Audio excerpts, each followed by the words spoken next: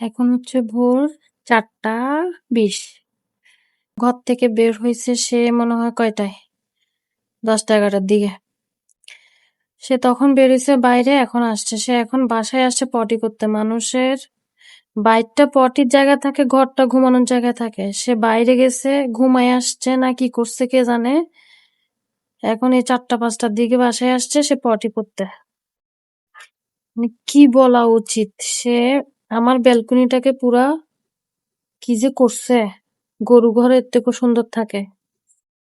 গোল্লা, এই তুই এই ভোর 4টা-5টা বাজে তুই বাসায় আসছো যে পটি করতে?